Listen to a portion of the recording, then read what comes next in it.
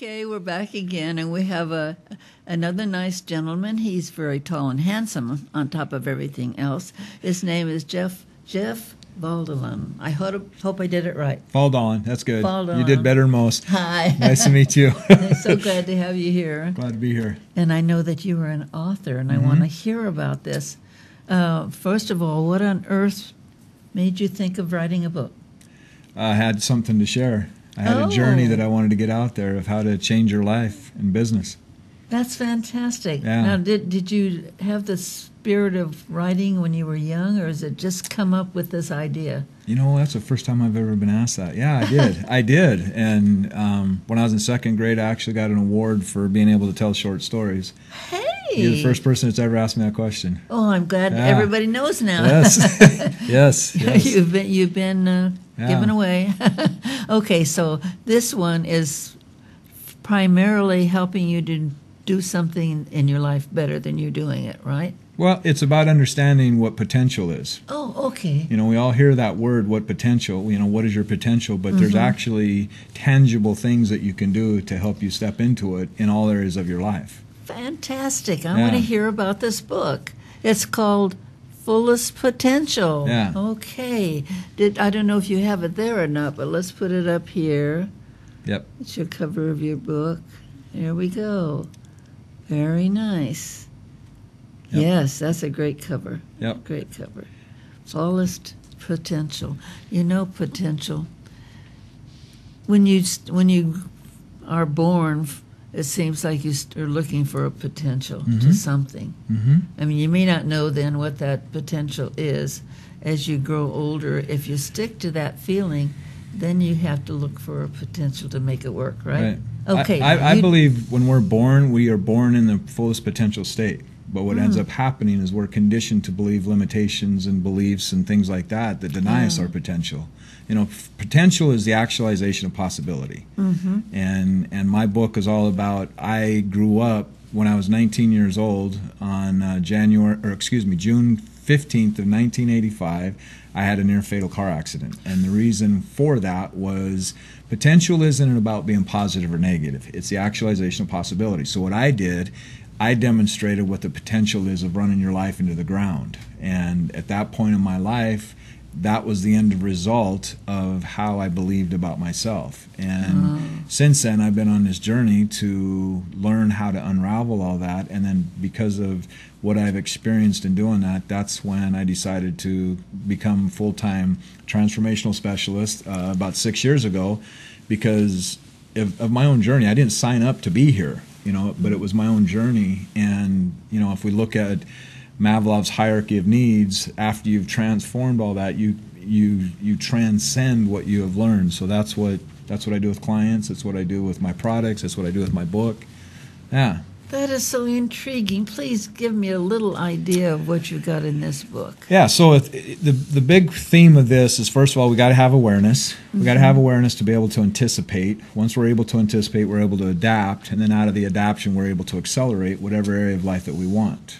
Wow. Yeah, so in the other part of, like with potential, from potential we take an action, from the action we get a result, from the result creates a belief. And understanding that where we're at, and what ends up denying people their potential is what is going on unconsciously. What is it? What's a story that you tell yourself that's denying your potential? You know, and that was interesting. You asked me that question because it was probably 10 years ago. I took this challenge on to make a blog post every single day for 90 days. And when I was doing it, it really brought up a lot of resistance inside of me. And I'm sitting there going, what is all this resistance about? And upon further investigation, what I found, I was running directly in conflict with the belief that I had made about my own identity. And that was, writers are intelligent. And I didn't see myself as an intelligent person. And then the question you asked me is, I was going, wait a minute, I got a reward for this back when I was in second grade for my ability to write short stories. But since then, I had been conditioned to believe certain things about myself, and what I had deemed as intelligent was somebody that was able to write books. And so it really caused a lot of inner turmoil within myself. But since then, I've learned some tools and stuff to be able to let that stuff go. But because of that, I've been able to do some amazing things for a lot of people, and liberating people from their mind prisons. Wow. Yeah. That is fantastic, because I know the thoughts are the power. Yeah, it's everything. The thoughts are the power. Yes. If whatever thought you have in your mind, it's like asking God for that. Right. And, right. we keep asking God for things that we don't want. Well, and if we look at our thoughts as prayers, Yeah. I mean, really looking at it, one of the books that I studied a lot, it says pray without ceasing. Well, what are we doing all the time we're thinking? Our thoughts are our prayers. And, we're electromagnetic beings, which means that, our thoughts are the electrical part and our emotions are a magnetic part, which means we will continually attract situations into our lives so that we will confront what we need to confront within ourselves. Wow. And that's what, and having the awareness of that, then understanding what patterns am I having in my life that continually keep coming back. The reason they're coming back is because we need to confront them. Right, and then how do we do that? How do we move through that? It's pretty amazing. Yeah. Oh, I know. I somehow discovered some of that by myself, because I realized that I wasn't happy. I wasn't succeeding what I wanted to do, to a certain extent when I was younger. But as it started getting older, then I realized I got to do something about this. So I wrote out my intentions. And every single morning, I said them again and again and again.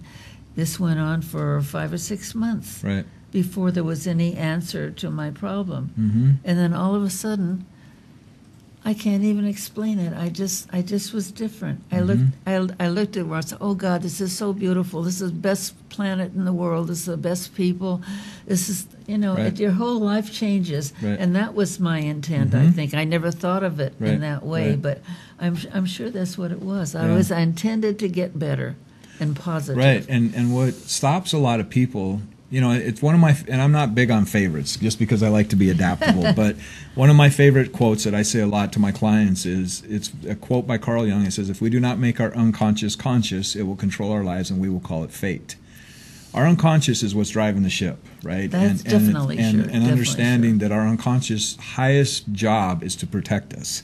But what it does is it protects us against illusions that we have created within ourselves. Absolutely. And so what you're saying is the intention, and I love that, is because if we plant a seed in a garden, there is lots of miracles taking place before that seed actually breaks the surface.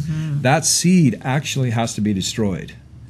That whole seed is gone by the time that plant brings forth and breaks the surface, and then it takes on a whole different life, and it requires different nutrition to help make that grow. Because when it's under the ground, it's not getting sunlight. It's not getting the different elements that what happens once it breaks the ground. Once it breaks the ground, then it needs vitamin D3, which is the sun and things like that, and water and stuff that it had what is underneath. But people, what we become what we believe. And we have to ask ourselves, what is it that we believe? And there's certain beliefs that we hang on to that we really don't even know how that belief was formed. We just took it on because that's the environment that we had. The little child. Right. The little child. The little child. And we have beliefs about God. We have beliefs about money. We have beliefs about love and all that stuff. But teaching somebody that, you can let go of that belief anytime you want. And there's lots of things. We believe we are 21. We believed we were 25. We believed we were a mother. We believed that we were single. We believed all these different things that we were able to let go. Some of them took a little bit more, but we hang on to these beliefs because we created them. Right. We're comfortable. We're comfortable. And it's familiar. It's familiar. And the more we can become familiar with the unfamiliar, the more that we will step into what our potential really is. And it's deciding, it's setting the intention of, in 1990, January 25th of 1990, I made a decision that forever changed my life. And that's when I got clean and sober. But it was, I want a better, it wasn't to quit drinking, it wasn't to quit doing drugs, it was I wanted a better quality of life. Because I had screwed up so many things so many times. And since then, I've still screwed up a lot of things. But I set the intention of, I'm done living this way. I want to get better. I want to learn from my lessons. I want to become a better person and be in a place where I can actually contribute back to mankind. And it's taken, many decades of doing that, but it's starting out, and time is such an important thing On my podcast, I talk about this a lot, of how time is such a crucial element in our expansion of our potential. Because if we hit our potential immediately, it would blow out so many things that we have spent our lives creating, that it would create incredible repercussions. So it's just understanding time, just like with you. And that's why, you've had the experiences of life that other people haven't had, and that's incredibly valuable to someone that hasn't experienced that. Right, you have seen things that have happened that I haven't seen happen, and read books that I haven't read, and things like that. So it's understanding. It's not people that fight; it's levels of understanding that fight.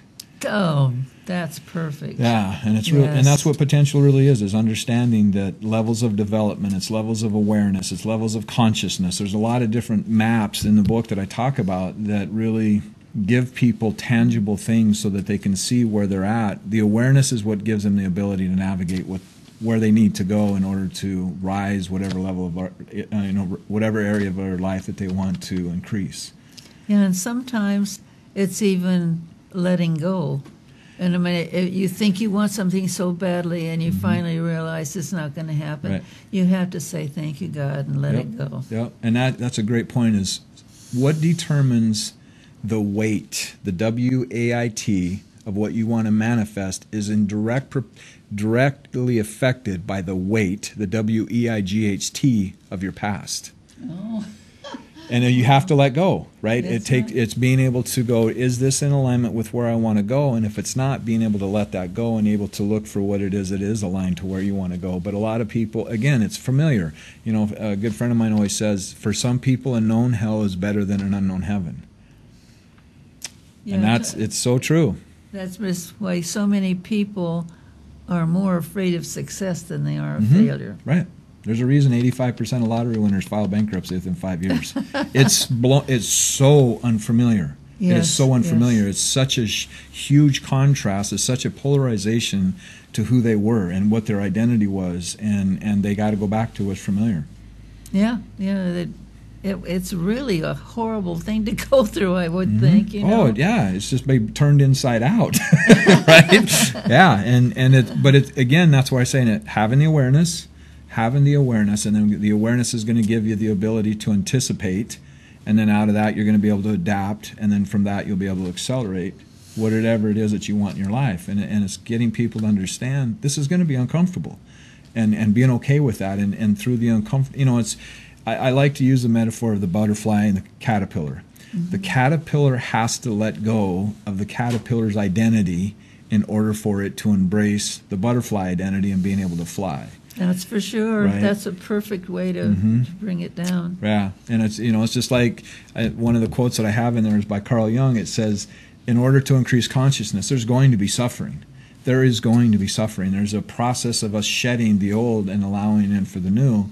And the more we're aware of that, the more that we know that we're on track in order to accomplish what it is that we want to set out. I'm just bowled over by you and your Sorry. philosophy. I'm so glad you came in. Yes. And if you want to do something to make your life feel better, make you feel like you're in the right place, get this book and tell them where they can get your book. So they can get it on Amazon. It's The Map to Your Fullest Potential. Also at my website, Jeff Faldalen. Another thing is my podcast is called thepotentialzoneshow.com. I do lots and lots of great teaching on there as well. So. I'm so glad. Likewise. Thank you so much Thank you. for teaching. Thank you so Thank much. you for being here. You bet. Thank you. Okay, you come back, please. I will. Absolutely. Okay. We'll be right back. Thank you.